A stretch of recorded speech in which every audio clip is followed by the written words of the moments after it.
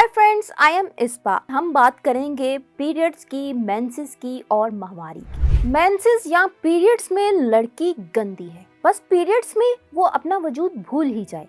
क्या तुमको मेंसेस हुए हैं? उफ, मेरा तो तुमने दिल ही खराब कर दिया। क्या तुमको पीरियड्स हुए हैं? इस सोफे पे मत बैठो, इसका कवर गंदा हो जाएगा। पैड कहीं वॉशरूम में ना भूल जाना। ब्लड का स्पॉट वॉशरूम में मत लगा देना।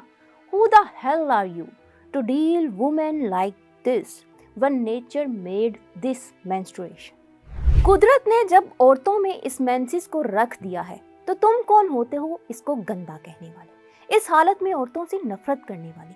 पता है तुम्हारे इस रवैये से एक बच्ची, एक औरत की जिंदगी पर क्या असरात मुरत्तिब होते हैं। मेंस्ट्रुएशन, जिसे पीरियड्स, मेंसेस और माहवारी के नामों के साथ जाना जाता है, ये कुदरत का औरत में रखा हुआ एक कुदरती सिस्टम है। ये लड़कियों में आमतौर पर 11 से 14 साल की उम्र के दरमियान शुरू हो जाता है। ये हर लड़की, हर बच्ची को हर माह के बाद होता है।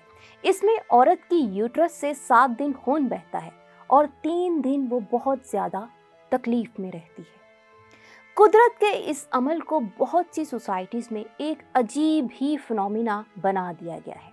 ये हमेशा टैबूज और मिथ से घिरा रहता है, जो ख़वातीन को समाजी और सकाफती ज़िंदगी से और बहुत से जो पहलू हैं उससे अलग कर देता है। ये मौजू आज तक ममनू ही रहा है। बहुत से मुआशरों में पीरियड्स के बारे में इस तरह की टैबूज लड़कियों और ख़वातीन की जज्बाती कैफियत, ज़हनियत और तर्ज़ ज़िंदगी और सबसे ज़्यादा सेहत पर असरअंदाज होती है, जो लड़कियों की ज़िंदगी को मज़ीद कॉम्प्लिकेटेड बना देती है। माहवारी में हार्मोनल तब्दीलियां, एस्ट्रोजन और प्रोजेस्टेरोन की फ्लक्चुएशन ख़वातीन के मिजाज को मुतासिर करती है और गुस्सा और चिड़चिड़ापन जैसी मनफी जज्बात को जन्म देती है। और ऊपर से घर वालों का बिहेवियर इसको मज़ीद वर्स बना देता है। वो तकलीफ़ में होती हैं, साथ घर की बड़ी बहन और माँ ने उस पर ये टेंशन डाली होती है कि पैड कहीं बाथरूम में ना भूल जाना, कहीं कमोड, कहीं फ्लैश पर स्पॉट ना लगा रहने देना, क्योंकि भाई और बाप देख लेंगे तो क्या सोचेंगे।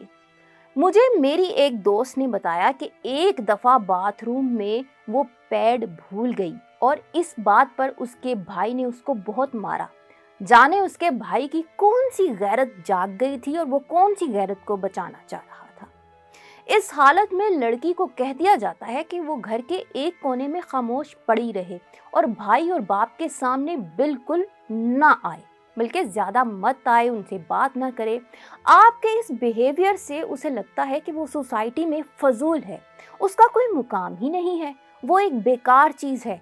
वो एहसास से कमतरी का शिकार होकर रह जाती है और ये कमतरी का एहसास उसकी ज़िंदगी में हर जगह रुकावट बनने लगता है। वो खुद को फेल और नाकाम समझने लगती है। उसे अपने लड़की होने पे, औरत होने पे गुस्सा आने लगता है।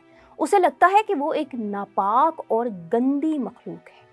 कभी आपने सोचा है कि आप बतौर माँ, बतौर बड़ी बहन, बतौर बाप और बतौर भाई अपने घर की एक मासूम सी बच्ची के साथ कितनी ज्यादती कर रहे होते हैं? आपकी बच्ची अगर इस मरहले से गुजर रही है तो इस तकलीफ भरे दिनों में उसे आपकी मोहब्बत और केयर की ज़रूरत है। उसको अपनी माँ बहन के साथ साथ अपने भाई और बाप की भी इस हालत में तवज्जो चाहिए। इस डिप्रेशन से भरे दिनों में वो घर के सब फैमिली मेम्बर्स की टेंशन चाहती है, उनका प्यार चाहती है, उनकी मोहब्बत चाहती है। बाप को चाहिए कि इस हालत में बेटी से जितना हो सके उतना प्यार करे, अपना प्यार जताए, और भाई को भी चाहिए अपनी बहन से मोहब्बत करे, लाड करे, उसको छोटे छोटे गिफ्ट्स देकर खुश रखे।